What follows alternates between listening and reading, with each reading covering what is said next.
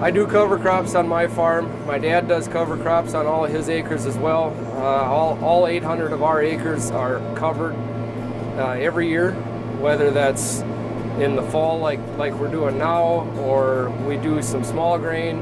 And so when that small grain is harvested, that cover crop gets drilled in right after the small grain.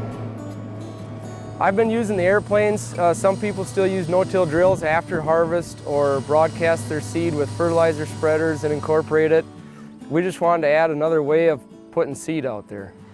The machine has a lot of names for it. Some people call it a high clearance cover crop seeder. It's a Hagie machine. It was a sprayer that I took the spray equipment off and had it sent to a company in Ohio that put the cover crop seed equipment on it. What I like about it is it can be a more even application than the airplanes. If you have a really good pilot, they can do a good job spreading the seed, but sometimes with different seeds and different mixes, they don't fly very well, and that's where this machine does a better job of spreading it out. What I like about this machine versus waiting till after harvest is you have that cover on your field and growing for up to a month or more before you harvest your crop. It just gives you a jump start on the growing season. You can start putting seed on into your standing corn and beans. I always tell people Labor Day, a week or 2 weeks before, and then a couple weeks after, up until you determine, or the farmer determines that the crop is too mature, that you're going to do too much damage, and then that's too late.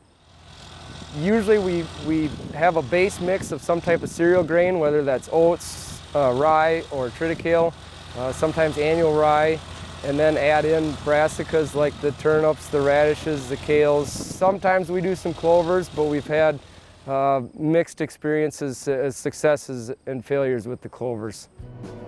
We average 50 to 70 acres an hour. In this particular field here, there's nice long rows. We did close to 100 acres in just a little over an hour. Most farms, we're 50 to 70 an hour. I like to have a rain on the seed within a week. The sooner the better.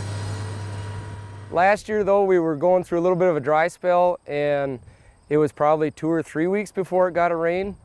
So the longer it lays, the less likely you are to have great success, but it'll still be successful. The soybeans can be more difficult to apply if I can't see the rows.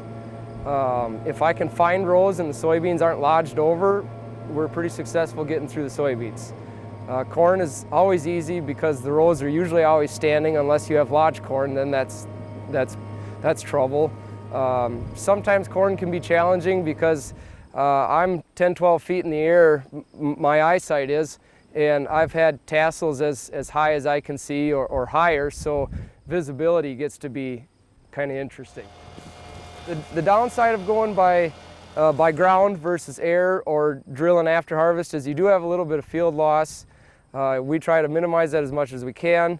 We're running row crop dividers on the machine for when we go through the beans, and it parts the rows really nicely without trampling beans. So the downside is you do have a little crop loss, and you just have to weigh out whether that's worth it to you versus the other methods of application. The other nice thing about this machine is when the wind's blowing like it is today, I can still run where a plane might have to stop if the wind's too strong. The downside is I may not be able to run if it's too wet.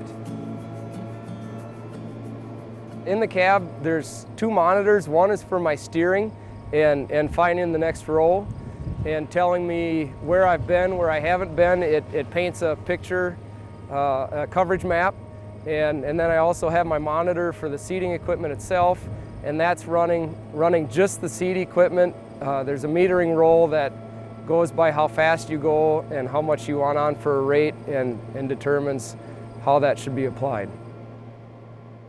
So the way this piece of equipment is outfitted is there are 6 main runs of hose that go out to towers on the machine, and those towers divide that seed down into each individual row. So on the machine there's a drop tube for each row to go between the rows. When I go into the soybeans, I run with just like you see it and let it broadcast across the soybeans. When I go into corn, I have a 4-foot plastic tube that I will clip onto those short drops there, and that gets the seed down into the canopies. So that is the other benefit to using this machine is in going into corn, you're getting that seed down at least at the ear and possibly below. So you're not going to get as much seed caught up in the plant itself. I really like the ground application if we can get across it, mostly for the purpose that I like to have the cover crop growing sooner than later. The earlier it can be up, the more benefit you're going to get, the more you're going to see out of it. It's the sooner the better kind of thing. Part of the other reason I adopted it is because currently my dad owns all the row crop equipment, and I looked at the line of equipment that he had and the dollars that were tied up in it and the dollars and repairs that it costs, and said, well, I don't want that. I don't want that payment. I don't want that repair bill. And so it was a way for me to not have to buy machinery. And I spend my money on the cover crop now, so I guess you might say I'm still spending the money, but I feel that's not really a cost, because in the long run we're going to be gaining on the soil.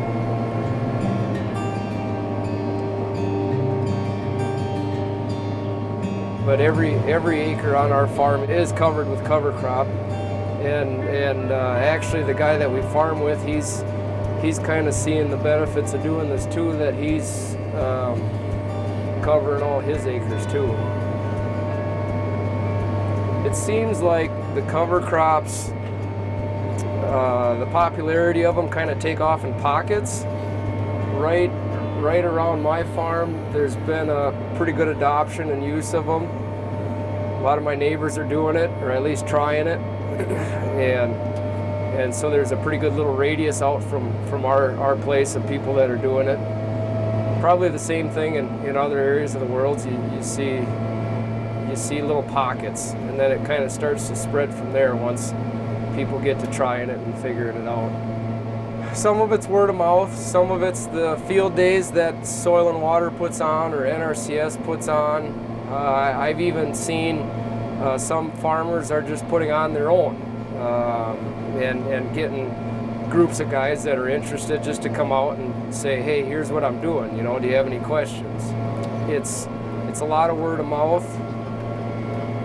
It's a lot of people want to see it for themselves.